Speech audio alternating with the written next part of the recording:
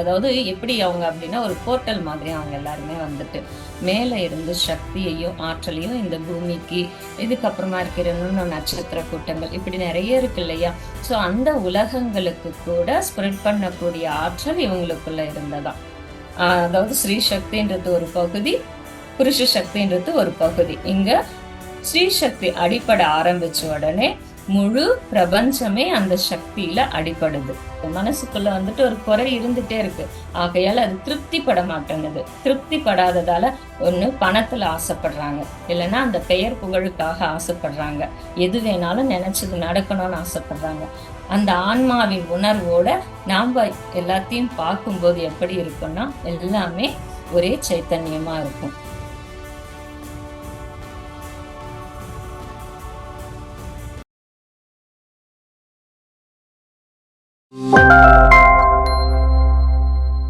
ஆத்ம நண்பர்கள் அனைவருக்கும் வணக்கம் மாஸ்டர்ஸ்.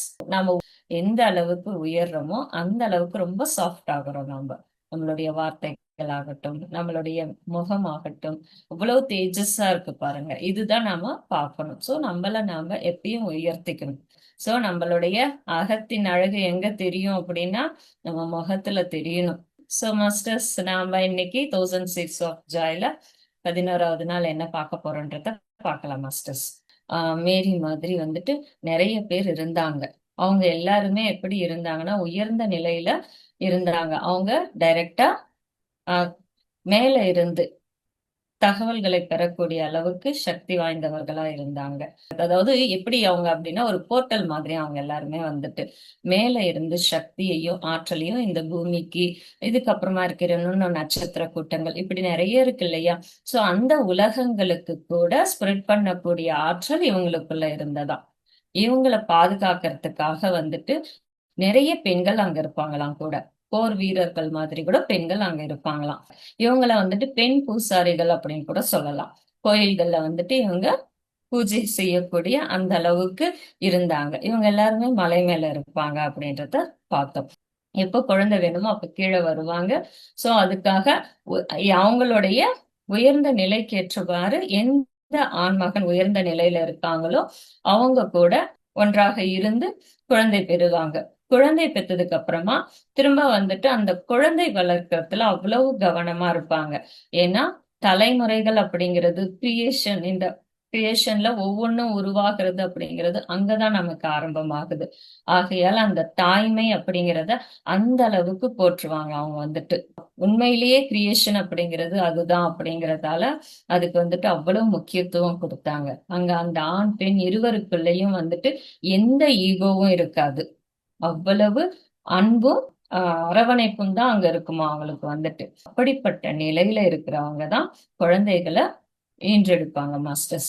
அப்படி அந்த குழந்தைகள் வந்த பிறகு முழுக்க முழுக்க தாய் திரும்பவும் மேல போயிட்டு தாய் மட்டுமே அந்த குழந்தைய வளர்ப்பாங்களாம். அந்த குழந்தைக்கு என்ன வேணும், எது வேணும் அப்படிங்கறத மொத்தத்தையும் கத்துக் கொடுக்கறது தாய் தானா மாஸ்டர்ஸ். முக்கியமா வந்துட்டு அவங்களுக்கு தியானத்தை சொல்லி கொடுப்பாங்களாம். அந்த குழந்தை வந்துட்டு தியானம் செஞ்சது அப்படின்னா அதை ஒரு கொண்டாட்டமாவே கொண்டாடுவாங்களாம். ஏன் அப்படின்னா தன் இன்னரோட கனெக்டிவிட்டி அந்த குழந்தை வச்சிட்டு இருக்கு, அந்த ஸ்ரீ தத்துவத்தை சரியானபடி ஆக்டிவேஷன்ல வச்சிட்டு இருக்கு அப்படின்னு சொல்லிட்டு எல்லார்கிட்டையும் போய் பெருமையா சொல்லிப்பாங்களாம். நம்ம சொல்லுவோம் இல்லையா, என் பையன் ஃபர்ஸ்ட் ரேங்க் எடுத்தான், சயின்ஸ்ல 100க்கு 100, மேக்ஸ்ல 100க்கு 100 அப்படின்னு சொல்லிட்டு நாம எல்லாம் பெருமையா பேசிப்போம் இல்லையா? அது மாதிரி அவங்க வந்துட்டு என் பையன் தியானம் பண்றான், அவன் தன்னுடைய ஸ்ரீ தத்துவத்தை ஆக்டிவேட் பண்ணிக்கிறான் அப்படின்னு சொல்லிட்டு அவங்க அதை பெருமையா சொல்லிப்பாங்களாம் வந்துட்டு. ஏன்னா அப்பதான் அந்த குழந்தை வளரும் போது எப்படி இருக்கும்னா சமநிலையில இருக்கும் அந்த குழந்தை அப்படிங்கிறதுக்காக. பையனை கூட அப்படிதான் அவங்க வளர்த்தாங்க. பையன் வந்துட்டு முழுக்க முழுக்க தன்னுடைய இன்னர் கனெக்டிவிட்டியோட இருக்கிற மாதிரி வளர்ப்பாங்களாம். இது போக போக என்னாச்சு அப்படின்னா இந்த ஸ்ரீ தத்துவம் வந்துட்டு மெதுவா உடைய ஆரம்பிக்குது. எப்பன்னா ஒரு 6500 வருஷங்களுக்கு முன்னாடி இது ஆரம்பிச்சா கூட ஒரு 2000 வருஷத்துக்கு முன்னாடி இருந்து வச்சுக்கிட்டு அது வேகமா ஸ்ரீ தத்துவம் அப்படிங்கிறது வந்துட்டு ரொம்ப மோசமா போச்சு. ஆண்கள் கீழே இருக்காங்க இல்லையா, இவங்க என்ன பண்றாங்க அப்படின்னா தனக்குள்ள ஈகோவை வளர்த்துக்கிறாங்க. நாம என்ன குறைவா அப்படின்னு சொல்லிட்டு தனக்குள்ள ஒரு ஈகோ வளர ஆரம்பிக்குது. பெண்களை வந்துட்டு அவங்க தனக்கு கீழே கொண்டு வர நினைக்கிறாங்க. பெண்களை முதல்ல அவமானப்படுத்த ஆரம்பிக்கிறாங்க. உங்களுக்கு எதுவும் தெரியாது அப்படின்ற மாதிரி சொல்ல ஆரம்பிக்கிறாங்க. அதுக்கப்புறமா வந்துட்டு குழந்தை பெறறதுக்காக மட்டும்தான் நீங்க, மத்தபடி வேற எதுக்கும் உங்களுக்கு எந்த அதிகாரமும் கொடுக்க முடியாது. அவங்க கிட்ட இருக்கிற எல்லா அதிகாரத்தையும் அவங்க பறிச்சுடுறாங்க. எப்போ இந்த ஆணாதிக்கம் அப்படிங்கிறது அதிகமாச்சோ, உடல் வந்துட்டு அப்போ இருந்தவங்க எப்படி இருந்தாங்கன்னா, தேவையான இடங்களை மட்டும் மறைச்சிட்டு இருக்கிறவங்களா இருப்பாங்க. அப்படி இருப்பாங்க அவங்களோட ட்ரெஸ் சென்ஸ். நமக்கு தெரியும் இல்லையா? ஆதி மனிதர்கள் எப்படி இருந்தாங்க. அதுக்கப்புறம் இலைகளை வச்சு ட்ரெஸ் பண்ணிட்டு இருந்தாங்க அப்படின்னு சொல்லிட்டு நமக்கு தெரியும் இல்லையா? சோ அத வந்துட்டு கிண்டல் பண்ண ஆரம்பிச்சாங்க.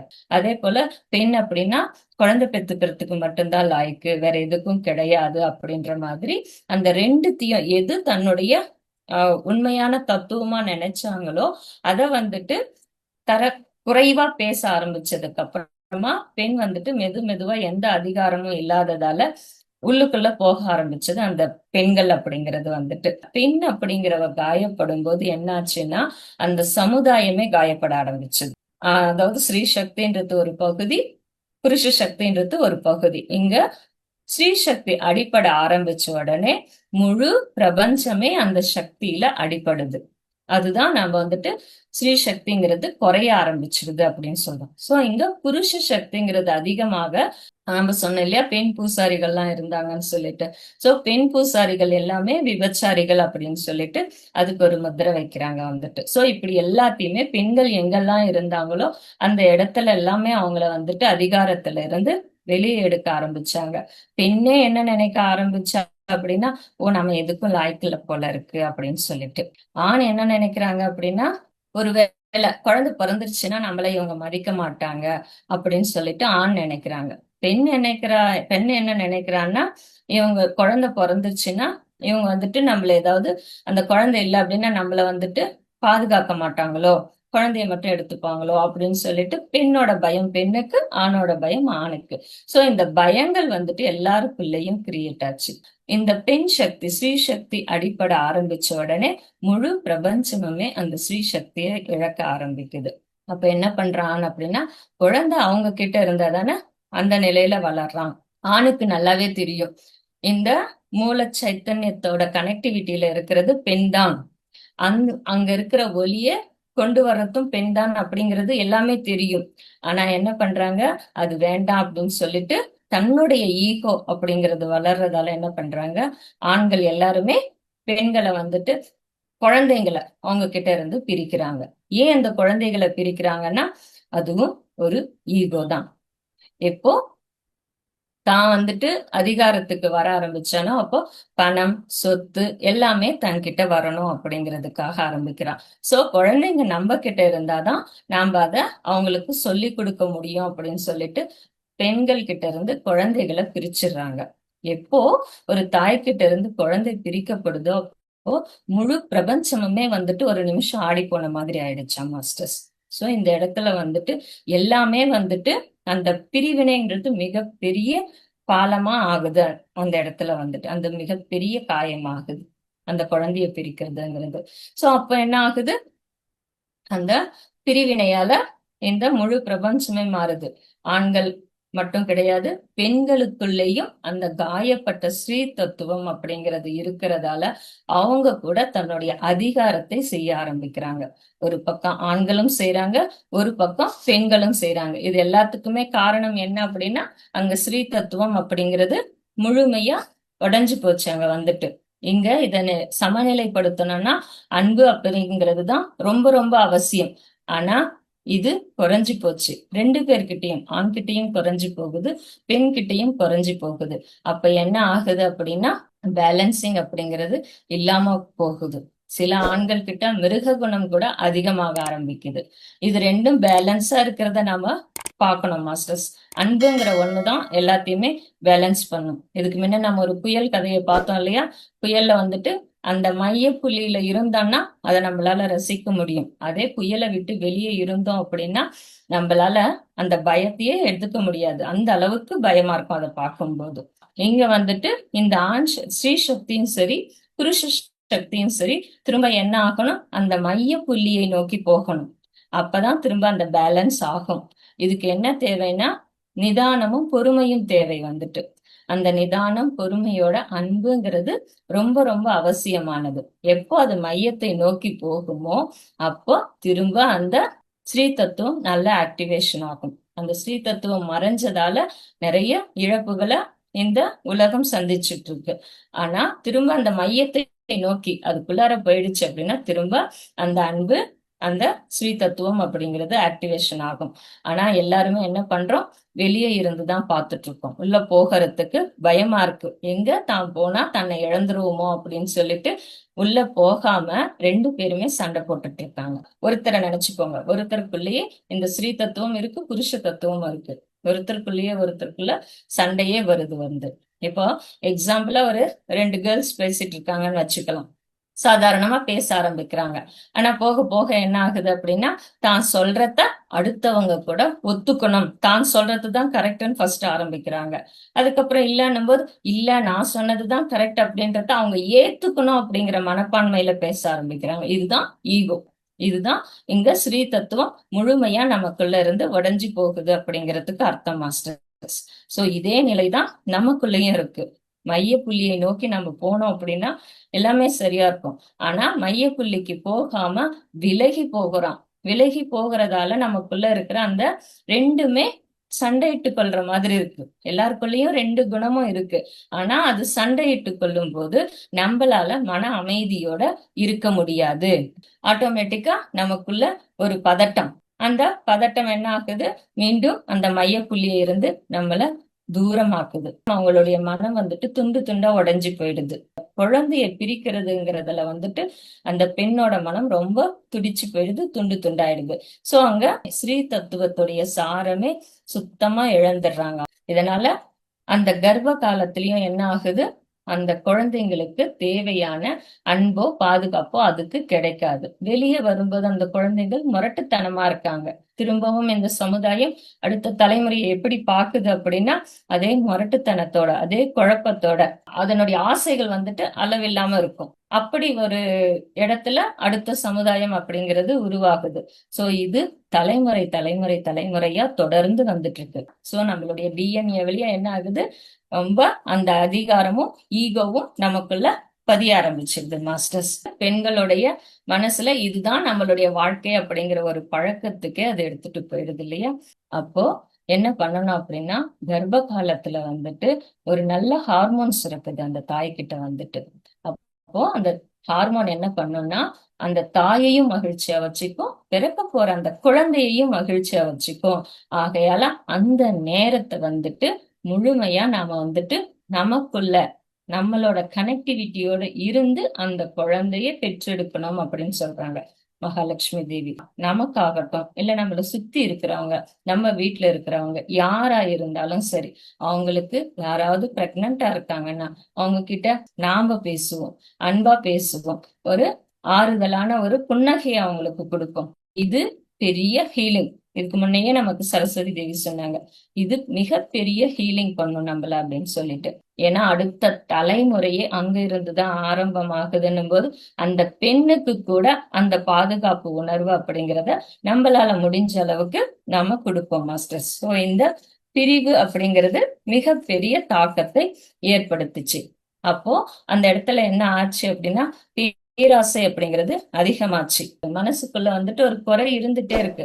ஆகையால அது திருப்தி பட மாட்டேங்குது. திருப்தி படாததால ஒண்ணு பணத்துல ஆசைப்படுறாங்க, இல்லைன்னா அந்த பெயர் புகழுக்காக ஆசைப்படுறாங்க, எது வேணாலும் நினைச்சது நடக்கணும்னு ஆசைப்படுறாங்க.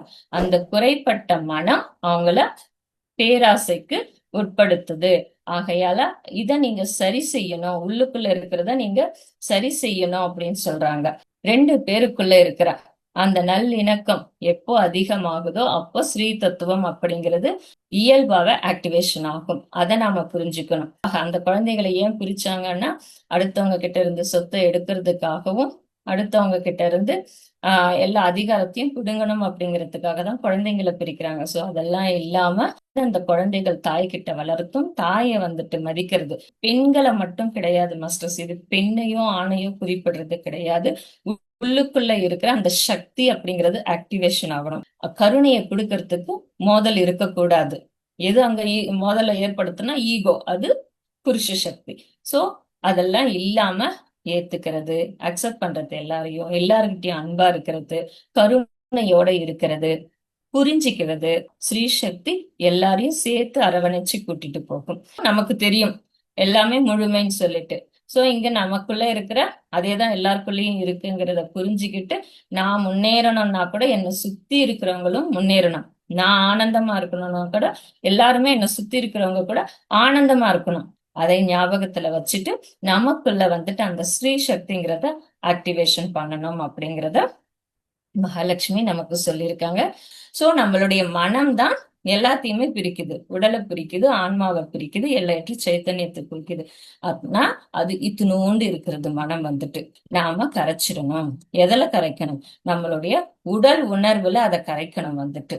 அந்த உடல் உணர்வுல மனம் கரைஞ்சு போச்சு அப்படின்னா உடல் உணர்வு ஆட்டோமேட்டிக்கா ஆன்மாவின் உணர்வுக்கு மாறிடும்.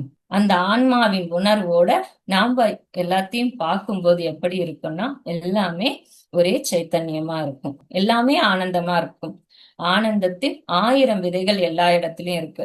அந்த விதைகளை நாம உணரணும் அப்படின்னா நாம வந்துட்டு அந்த எல்லையற்ற சைத்தன்யத்துக்கு கனெக்ட் ஆகணும் மாஸ்டர்ஸ். எப்போ உங்களுக்கு வந்துட்டு ஒரு கோபம் வருதோ, ஒரு துக்கம் வருதோ, அந்த நேரத்துல கண்ணை மூடிட்டு உட்காருங்க. கண்ணை மூடிட்டு உட்காரும் போது உங்களுடைய அந்த எமோஷன் உங்களுடைய பாடியில ஏதோ ஒரு இடத்துல அதனுடைய ரியாக்ஷனை கொடுக்கும். எதையுமே யோசிக்க கூடாது. அந்த உணர்வு, அந்த பர்சன் எதுவுமே யோசிக்காம உங்களுடைய உணர்வு, அந்த ரியாக்ஷன் அந்த பாடியில எந்த இடத்துல நடக்குதோ அதை நீங்க கவனிங்க. மெதுவா அது குறையும். அப்போ உங்களுடைய சோல் ஃபீல் அப்படின்னா அதை வந்துட்டு அக்செப்ட் பண்ணுங்க. அன்பா அதை கவனிச்சு பாருங்க. கவனிக்கும் போது அது மெதுவா உங்களை அந்த எல்லையற்ற சைத்தன்யம், அந்த கோபம் என்ன ஆகும் அப்படின்னா நமக்கு வந்துட்டு ஒரு பேரார்வமா மாறும். துன்பம் அப்படிங்கிறது எப்படி மாறும் அப்படின்னா ஒரு கருணையா மாறும். யார் உங்களுக்கு துன்பத்தை கொடுத்து அந்த கஷ்டத்தை கொடுத்தாங்களோ அவங்க மேலேயே அது கருணையா நமக்கு மாறும். எப்படி நம்மளுடைய எமோஷனை மாத்தணும், அப்படிப்பட்டவங்க மேல நாம எப்படி இருக்கணும், நான் வந்துட்டு அவங்களுக்காக அட்ஜஸ்ட் பண்ணிட்டு தானே இருக்கேன்னா அது மேலோட்டமா இருக்கும். ஆனா உங்களுக்குள்ள இருக்கிற அந்த உணர்வை நீங்க மாத்துனீங்க அப்படின்னா அது ஆத்மார்த்தமா இருக்கும். அந்த உணர்வை மாத்தி நீங்க அவங்களுக்கு செய்யுங்க. அப்ப அது வந்துட்டு உண்மையிலே உயர்ந்த செயலா இருக்கும். Thank you masters. தேங்க்யூ.